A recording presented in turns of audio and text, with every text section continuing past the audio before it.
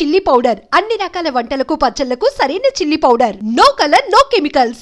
ఇప్పుడు మనం ఒక దాని గురించి మాట్లాడుతున్నాము. ఒక దాని గురించి ఫైట్ చేస్తున్నప్పుడు ఎందుకు మనం బ్యాడ్ అయిపోతున్నాం అని ఎందుకు ఆలోచిస్తున్నాం? అంటే ఎందుకో నీకు బ్యాడ్ అయిపోతే ఏం లాస్ అవుతుంది? ఎందుకో మన తెలుగు ప్రజలు ఉమ్, ఎస్పెషల్లీ ఆంధ్రప్రదేశ్ ప్రజలు, ఉమ్, నేను ఆంధ్ర దాన్ని, ఉమ్, ఎక్కువ అబద్ధాలకి నాటకాలకి అట్రాక్ట్ అయిపోతారు. ఇప్పుడు బిగ్ బాస్ షో ఉంది, అది కూడా ఒక సీరియల్ లాగా నటిస్తున్నారు తప్ప రియల్గా ఎవరు ఉండట్లా. ఉమ్, లాస్ట్ సీజన్ చూసుకున్నా, అంతకుముందు సీజన్ తీసుకున్నా, పల్లవ ప్రశాంత్ అనే వ్యక్తి, అతను ఏంటి అసలు మొత్తం నటనే కదా, ఏడుపులు యా ఈ అని ఏడుపుటు, సింపతి గేములు. ఆ సింపతికి ఏం ఆడుకోవటానికి మనం బిగ్ బాస్కి వెళ్తున్నామా? ఉమ్, అరే అట్లా అనుకుంటే నేను కూడా, అయ్యా నేను ఒక ట్రాన్స్ ఫీమేల్ అయ్యా, నాకు సపోర్ట్ కావాలని నేను అట్లా ఏడ్చుకుంటా, దండాలు పెట్టుకుంటా నటించలేదు. నేను ఒక కంటెంట్ ఇచ్చాను, ఎంటర్టైన్మెంట్. టీవీ చూడాలి జనాలు, ఒక కంటెంట్ ఇవ్వాలి, ఎంటర్టైన్మెంట్ చేయాలని ఒక ఎంటర్టైన్మెంట్లోకి వెళ్ళా. అది కూడా నేను కూడా ఏడ్చుకుంటూ నటించేసి ఒక సీరియల్ లాగా లేసన్ కానీ చేడ్చుకుంటే నేను కూడా టాప్ 5లో ఉండేదాన్ని. కానీ నేను ఒక మాట యాక్సెప్ట్ చేస్తాను ఇంత మాటలు చెప్పినందుకు. రేటింగ్ టీఆర్పీకి సంబంధించింది అయితే నువ్వు ఎంటర్ అయ్యాక పెరిగిందబ్బా. సీజన్ 3లో నా కంటెంట్కి రేటింగ్ వేరే లెవెల్, అవును, అవును. కానీ పబ్లిక్ అది Accept చేయలే. నటనని యాక్సెప్ట్ చేస్తున్నారు తప్ప. ఇప్పుడు సీరియల్లో నటిస్తాం, సినిమాల్లో నటిస్తాం, బిగ్ బాస్లో కూడా నటించాలా, కంటెంట్ ఇవ్వాలా, ఎంటర్టైన్మెంట్ చేయాలా. నేను అన్ని రకాలుగా ఎంటర్టైన్మెంట్ చేశాను, అందుకే నన్ను పంపించేశారు ప్రజలు. ఉమ్, ముందు మన ప్రజల మైండ్ సెట్ మారాలబ్బా. ఉమ్, ప్రజలు చూసేవాళ్ళు మనం ఏం చూస్తున్నాం అనేది తెలుసుకుని చూస్తే బాగుంటుంది. ఉమ్, వీళ్ళకి నటించే వాళ్ళే కావాలా, ఉమ్. రియల్ లైఫ్లో కూడా నటించాలా? ఓకే, నాకు ఒక చిన్న డౌట్. మీరు అమ్మాయిలకి అబ్బాయిలకి ఇద్దరికి సపోర్ట్ చేస్తారు ఇండస్ట్రీలో? నేను అంటే ఎవరికి అబ్బాయిలకి నేను కష్టం వచ్చిన సపోర్ట్ ప్రతి చేస్తారు? ఒక్కరికి సపోర్ట్ చేస్తా. ఉమ్, నేను ట్రాన్స్ ఫిమేల్ అయ్యుండి నేను ఎప్పుడూ ట్రాన్స్ ఫిమేల్ గురించి మాట్లాడలా. ఉమ్, ఎక్కడ ఆడపిల్లలకి అన్యాయం జరిగినా, పురుషులకి అన్యాయం జరిగినా, ట్రాన్స్ ఫిమేల్, నేను ఒక జెండర్కి పరిమితం కాను. Um. That is Tamanna Simhadri. Bigg Boss టాపిక్కి వస్తే నేను రీసెంట్గా ఒక పోస్ట్ చూసా స్టార్ మా దాంట్లో, కామనర్గా నీ ఫోటో వేసి పోస్ట్. కామనర్గా వెళ్ళావా?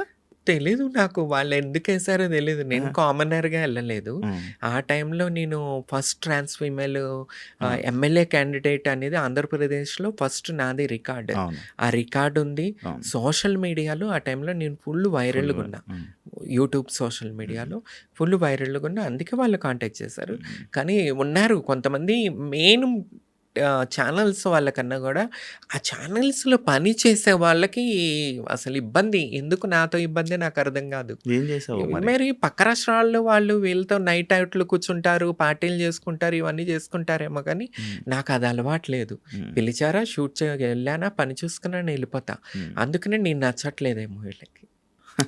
మరి నీకు ఏం ఇబ్బంది అవ్వట్లేదా? ఇబ్బంది ఏముందండి, నేనేమన్నా ఫస్ట్ నుంచి ఏమన్నా ఫిల్మ్ ఇండస్ట్రీకి రిలేటెడ్, నా ఫ్యామిలీ బ్యాక్గ్రౌండ్ మొత్తం పొలిటికల్గా ఉన్నవాళ్ళు. సో నేను హ్యాపీగా విజయవాడ వెళ్ళిపోయి విజయవాడలో పొలిటికల్గా ఉన్నాను. ఉమ్, లాస్ట్ టైం కూడా నేను పిఠాపురం. రామచంద్ర యాదవ్ గారు బీసీవై పార్టీ అని స్థాపించి, ఉమ్, ఆ పార్టీ నుంచి నాకు ఎమ్మెల్యే టికెట్ పిలిచి మరి గౌరవించి మరి ఎమ్మెల్యే టికెట్ ఇవ్వటం అనేది ఉమ్, చాలా హ్యాపీ. ఓట్లు అనేది అంటావా, మన ఆంధ్రప్రదేశ్లో ఎట్లా ఉందంటే ఆ, ఓటుకు బీరుకి, డబ్బుకి, వాటికి, ఇంకా పవన్ కళ్యాణ్ గారు ఆ రోజుల్లో చెప్పారు నేను ఇదన్నీ మార్పు తీసుకురావడానికి వస్తున్నానని చెప్పి. కానీ ఆయనే మారిపోయి ఆయన కూడా దానికే లొంగిపోయారు నాకు తెలిసి. ఎందుకంటే ఉమ్, పవన్ కళ్యాణ్ గారు పొలిటికల్ లైఫ్ స్టార్ట్ చేసినప్పుడు ఒక అప్లికేషన్ తీసుకొచ్చారు. ఉమ్, నా ఆఫీస్కి వచ్చి అప్లికేషన్ ఫిలప్ చేసిన వాళ్ళలో నేను కొంతమందిని సెలెక్ట్ చేసి ఉమ్, ఎమ్మెల్యే టికెట్ ఇస్తానని చెప్పి, ఎంపీ టికెట్స్ ఇస్తానని చెప్పి, అప్పుడు నేను కూడా వెళ్ళి ఒక ఫామ్ ఫిలప్ చేసి వచ్చాను. ఉమ్, ఆ ఆటో డ్రైవరు రేపు ఎమ్మెల్యే కావాలా, ఒక పొలిటికల్ లీడర్ కావాలా, అది నాది ముఖ్య ఉద్దేశం అని చెప్పి ఆయన రాజకీయంలోకి అవును, వచ్చారు, అవును, పార్టీ స్థాపించారు. అవును. కానీ నెమ్మదిగా చూసుకుంటే ఆయన కూడా మారిపోయి ఉమ్, ఆయన పార్టీని తీసుకెళ్ళిపోయి తెలుగుదేశంలో కలిపేసేయటం. ఉమ్, తెలుగుదేశంకి సంబంధించిన వాళ్ళకే, తెలుగుదేశంలో ఎవరికైతే టికెట్లు రాలేదో ఉమ్, వాళ్ళకి తీసుకొచ్చి జనసేన టికెట్లు ఇచ్చారు తప్ప, హ్మ్. జనసేన జెండా పట్టుకుని వీధి వీధిలో తిరిగి సెన్సిటైజేషన్ చేసి, పవన్ కళ్యాణ్ గారు ఆదర్శాలు ప్రజల్లోకి తీసుకెళ్ళిన వాళ్ళకి ఎవరికీ టికెట్లు ఇవ్వలేదు. హ్మ్. ఎందుకంటే అదే జెండా విజయవాడ సందుల్లో నేను పట్టుకుని తిరిగాను.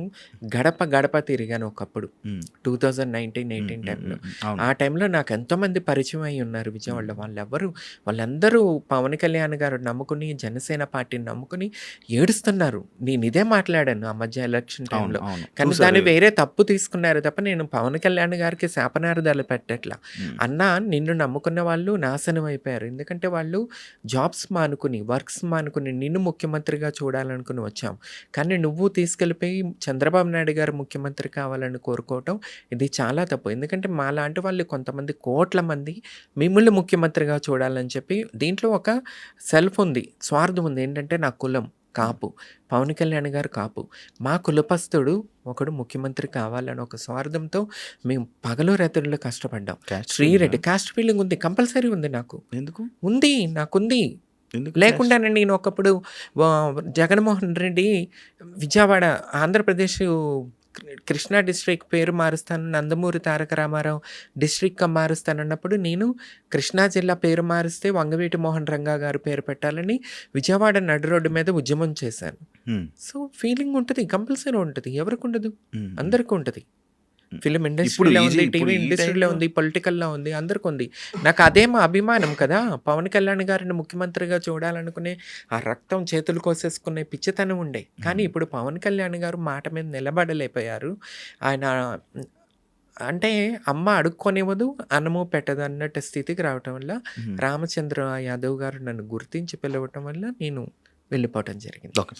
నీ రాజకీయం అంటే ఇండస్ట్రీ నుంచి సడెన్‌గా రాజకీయం వైపు వెళ్ళి నువ్వు అక్కడ మాట్లాడుతున్న వీడియో క్లిప్స్‌ని వైరల్ అవ్వడం వల్ల జనాల్లో కొంచెం నవ్వుల పాలయ్యావు అనంటే నువ్వు యాక్సెప్ట్ చేస్తావా? నవ్వులంటావా? ఇప్పుడున్నారు హ్మ్. పవన్ కళ్యాణ్ గారు. పవన్ కళ్యాణ్ గారంటే మెగాస్టార్ చిరంజీవి గారు తమ్ముడు.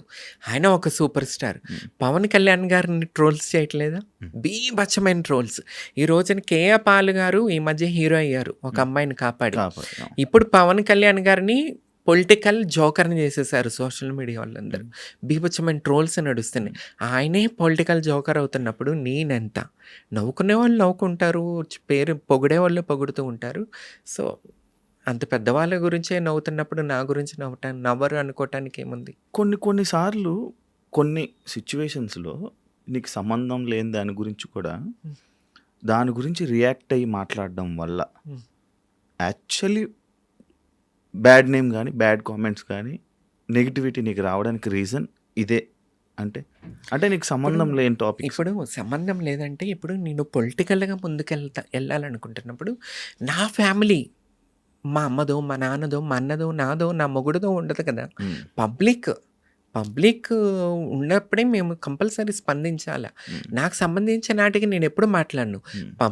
పబ్లిక్‌లో ఏమన్నా తప్పు జరిగినప్పుడు కంపల్సరీ మాట్లాడతాను. నా హ్మ్. రిలేటెడ్ ఉంటే నేనెట్లా ప్రజాసేవ చేయటానికి ముందుకొస్తాను. హ్మ్.